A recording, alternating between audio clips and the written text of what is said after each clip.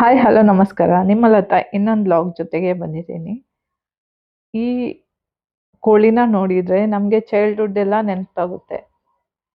ಚಿಕ್ಕವರಿರ್ಬೇಕಾದ್ರೆ ಈ ಕೋಳಿ ಆಟ ಎಷ್ಟು ಆಡ್ತಾ ಇದ್ವಿ. ಎಲ್ಲೆಲ್ಲಿ ಕಾಂಪೌಂಡ್ ಇದೆ, ಗೋಡೆ ಮೇಲೆ ಎಲ್ಲ ಈ ರೀತಿ ಮಳೆಗಾಲದಲ್ಲಿ ಕೋಳಿ ಆಗ್ತಿತ್ತು. ಇದನ್ನು ತೆಗೆದು ಕಲೆಕ್ಟ್ ಮಾಡಿ ಫ್ರೆಂಡ್ಸ್ ಜೊತೆಗೆ ಆಡೋದು. ವಿನ್ ಆದರೆ ಖುಷಿ ಆಗೋದು. ಅದರ ಮಜಾನೇ ಬೇರೆ ಇತ್ತು. ಹಾಗೆಯೇ ವಿಯಾಂಶಿಗೂ ಇದು ತುಂಬಾನೇ ಇಷ್ಟ ಆಯಿತು. ನಾವು ಊರಿಗೆ ಬಂದಿದ್ರಿಂದ ಇಂಡಿಪೆಂಡೆನ್ಸ್ ಡೇ ಅಷ್ಟಮಿ ಎಲ್ಲ ಇಲ್ಲೇ ಆಯಿತು. ಇದು ಅಷ್ಟಮಿದು ನೆಕ್ಸ್ಟ್ ಡೇ ಲಾಗ್. ನಾನು ಅತ್ತೆ ಜೊತೆಗೆ ಸೇರಿ ಅಡುಗೆ ಮಾಡ್ತಾ ಇದ್ದೀವಿ. ಅಷ್ಟಮಿದು ನೆಕ್ಸ್ಟ್ ಡೇ ಊಟಕ್ಕೆ ನಾನ್ ವೆಜ್ ಇರುತ್ತೆ. ಸೊ ಅಂಜಲ್ ಫ್ರೈ ಮಾಡ್ತಾ ಇದ್ದೀನಿ.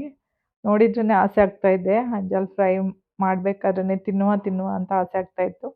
ತುಂಬ ದಿವಸದಿಂದ ಫಿಶ್ ಕೂಡ ತಿಂದಿರಲಿಲ್ಲ. ಹಾಗಾಗಿ ಅಂಜಲ್ ಮೀನು ರೆಡಿ ಆಯಿತು.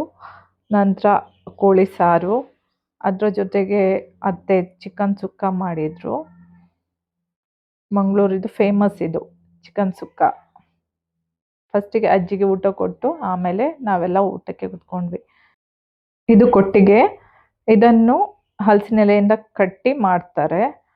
ಸೊ ಇದು ಅಷ್ಟಮಿ ಚೌತಿಗೆಲ್ಲ ಏನಾದ್ರು ಹಬ್ಬ ಇದ್ದರೆ ಕೊಟ್ಟಿಗೆ ಮಾಡ್ತಾರೆ. ಮೂಡಿ ಕೊಟ್ಟಿಗೆ ಎಲ್ಲ ಮ್ಯಾಂಗ್ಳೂರು ಉಡುಪಿ ಸೈಡ್ ಎಲ್ಲ ಫೇಮಸ್.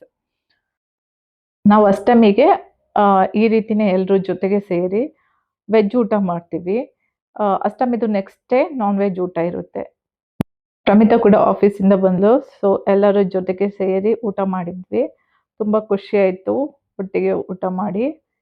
ನಂತರ ನಾವು ಅಮ್ಮನ ಮನೆ ಹತ್ರ ಹೊರಟ್ವಿ. ಅಲ್ಲಿ ಇವತ್ತು ಕೋಲ ಇತ್ತು. ನಮ್ಮ ಊರಿದು ದೇವಸ್ಥಾನದಲ್ಲಿ ಕೋಲ ಇದ್ದಿದ್ದರಿಂದ ಅಮ್ಮನ ಮನೆ ಹತ್ರ ಹೊರಟ್ವಿ. ಕೋಲ ನೇಮ ಇದೆಲ್ಲ ಮಂಗಳೂರು ಕಡೆ ತುಂಬಾನೇ ನಂಬಿಕೆ, ದೈವಾರಾಧನೆ ತುಂಬ ಇರುತ್ತೆ ಮಂಗಳೂರು ಕಡೆ.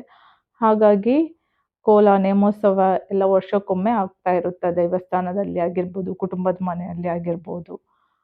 ಹಾಗೆಯೇ ನಾವು ದೇವಸ್ಥಾನಕ್ಕೆ ಬಂದ್ವಿ. ನಮ್ಮ ಮನೆ ಹತ್ತಿರ ಇರುವ ದೇವಸ್ಥಾನದಲ್ಲಿ ಆಲ್ರೆಡಿ ಎಲ್ಲ ತಯಾರಿ ಆಗಿತ್ತು. ಬಟ್ ಕೋಲ ಸ್ಟಾರ್ಟ್ ಆಗಿರಲಿಲ್ಲ. ನಾವು ಬಂದು ಕೋಲ ನೋಡಿ ದೇವರ ಆಶೀರ್ವಾದ ತಗೊಂಡು ಮನೆಗೆ ಬಂದ್ವಿ. ಮನೆಗೆ ಬಂದು ಕಸಿನ್ ಜೊತೆ ಮಾತಾಡ್ತಾ ತಂಗಿಗೋಸ್ಕರ ವೆಯ್ಟ್ ಮಾಡ್ತಾ ಇದ್ವಿ. ಸೊ ಅವಳು ಸಹ ಬಂದಳು. ಮೂವರ ಜೊತೆ ಸೇರಿ ಮಾತಾಡಿ ಖುಷಿ ಆಯಿತು. ಇಲ್ಲಿಗೆ ಲಾಗ್ ಎಂಡ್ ಮಾಡ್ತೀನಿ. Thank you.